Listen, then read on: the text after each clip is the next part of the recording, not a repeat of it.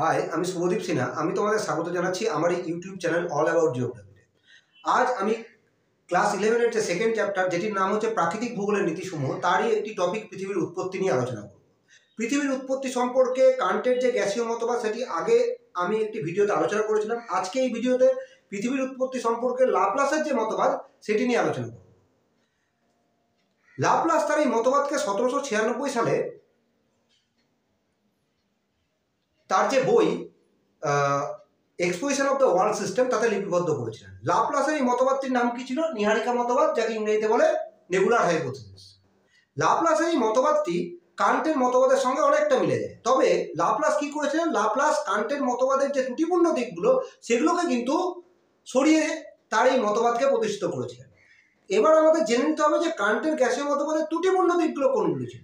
কান্টের গ্যাসীয় মতবাদের যে ত্রুটিপূর্ণ দিকগুলি ছিল, সেটির প্রথমটি হলো, কান্ট মনে করেছিলেন যে আদিম বস্তুকণাগুলি যেগুলি অপ্রাকৃতিকভাবে সৃষ্টি ছিল, সেগুলোর মধ্যে সংঘর্ষের ফলে তাদের মধ্যে তাপের সঞ্চার ঘটেছিল।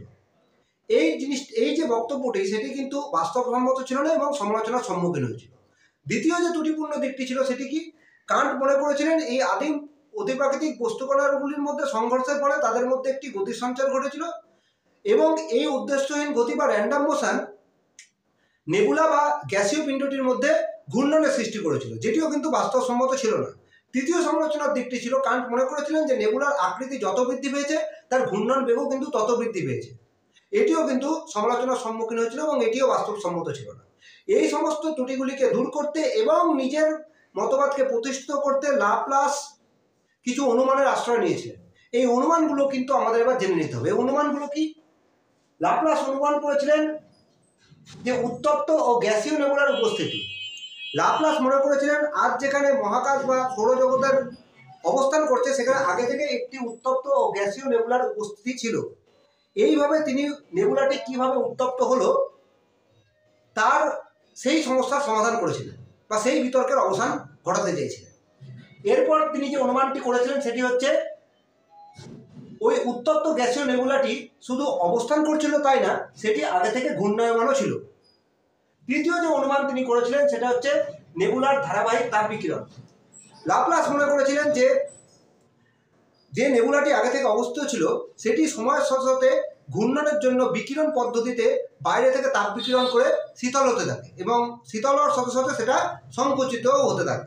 এবার আসা যাক মেন থিওরিতে। লাপ্লাস কি মনে করেছিলেন? যে আজ যেখানে মহাকাশ বা সৌরজগৎ অবস্থান করছে, সেখানে আগে থেকে একটি উত্তপ্ত গ্যাসীয় ঘূর্ণায়মান নেবুলা ছিল। এই ঘূর্ণায়মান নেবুলা তার ঘূর্ণনের জন্য বাইরের দিক থেকে বিকিরণ পদ্ধতিতে তাপ বিকিরণ করতে থাকে। আর যত তাপ বিকিরণ করতে থাকে, তত সেটা ধীরে ধীরে শীতল হতে থাকে। আর যত শীতল হতে থাকে, সেটা কিন্তু সংকুচিত হতে থাকে। আর সংকুচিত হওয়ার সাথে সাথে সেটা ছোটও হতে থাকে। আর লাপ্লাস মনে করেছিলেন যত শীতল ও সংকুচিত হতে হতে নেবুলাটি ছোট হতে থাকে, তত তার ঘূর্ণন বেগ কিন্তু বাড়তে থাকে। এখানে একটা জিনিস মনে রাখতে হবে যে কান্ট কি বলেছিলেন, যে নেবুলার আকৃতি যত বাড়তে থাকে বা নীহারিকার আকৃতি যত বাড়তে থাকে, তত কিন্তু তার ঘূর্ণন বেগ বাড়তে থাকে। কিন্তু এক্ষেত্রে লাপ্লাস তার উল্টোটা মনে করেছিলেন। লাপ্লাস মনে করেছিলেন যত নীহারিকা বা নেবুলাটি শীতল ও সংকুচিত হতে হতে ছোট হতে থাকে, তত তার কিন্তু ঘূর্ণন বেগ বাড়তে থাকে। লাপ্লাস আরও মনে করেছিলেন যে যত এই ঘূর্ণন বেগ বাড়তে বাড়তে এমন একটা স্টেজে নেবুলাটি পৌঁছায় বা নেবুলার ঘূর্ণন বেগটা পৌঁছায়, যেখানে কেন্দ্র বহির্মুখী বল, নেবুলার কেন্দ্র বহির্মুখী বল কেন্দ্রমুখী বলকে অতিক্রম করে। এবার এই কেন্দ্র বহির্মুখী এবং কেন্দ্রমুখী বল কি, এটি কিন্তু আমি আলোচনা করেছিলাম আমার আগের একটি ভিডিওতে, অর্থাৎ যেখানে আমি কান্টের গ্যাসীয় মতবাদটি আলোচনা করেছিলাম। সেখানে তোমরা চাইলে সেই ভিডিওটা দেখে কেন্দ্রমুখী বল ও কেন্দ্র বহির্মুখী বল কি, সেটা সম্পর্কে ধারণা নিতে পারো।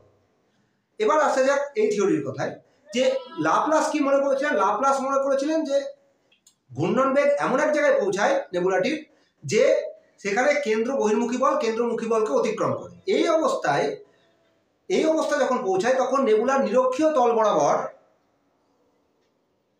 যে বস্তুগুলো ছিল, সেগুলো ওয়েটলেস বা ভারহীন অবস্থায় অবস্থান করে।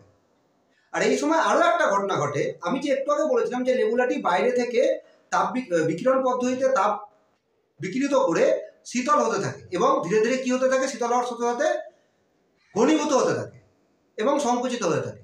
যখন এই কেন্দ্র বহির্মুখী বল কেন্দ্রমুখী বলকে অতিক্রম করে এবং নিরক্ষীয় তল বরাবর তার বস্তুগুলো ওয়েটলেস বা ভারহীন অবস্থায় অবস্থান করে, এই সময় নেবুলার বহিঃপ্রান্তের যে শীতল ও ঘনীভূত হয়ে যাওয়া অংশটা, সেটি নেবুলার কেন্দ্রীয় অর্থাৎ শীতল ও সংকুচিত হতে থাকা কেন্দ্রীয় অংশ থেকে পৃথক হয়ে যায়। অর্থাৎ কেন্দ্রীয় অংশের ঘূর্ণনের সাথে সেটা আর অংশগ্রহণ না করে সেটা কেন্দ্রীয় অংশ থেকে বিচ্ছিন্ন হয়ে যায়। অর্থাৎ এক্ষেত্রে কেন্দ্রীয়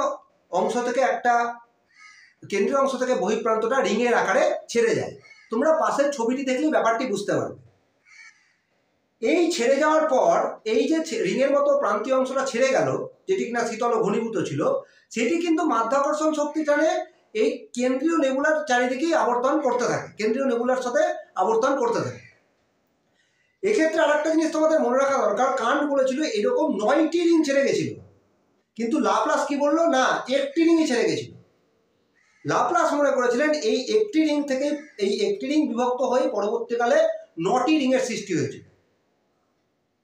এরপরে লাপ্লাস কি মনে করেছিলেন, লাপ্লাস মনে করেছিলেন এই যে একটি রিং থেকে 9টি রিং সৃষ্টি হলো, এই 9টি রিংয়ের বস্তুগুলি অর্থাৎ প্রত্যেকটি রিংয়ের বস্তুগুলি একটি কেন্দ্রীয় অংশে শীতল ও ঘনীভূত হয়ে পৃথক পৃথক 9টি গ্রহের সৃষ্টি করে এবং কেন্দ্রীয় অংশটা কি হিসাবে থেকে যায়, সূর্য হিসাবে থেকে যায়। এবার কথা হচ্ছে উপগ্রহগুলো কি করে সৃষ্টি হলো।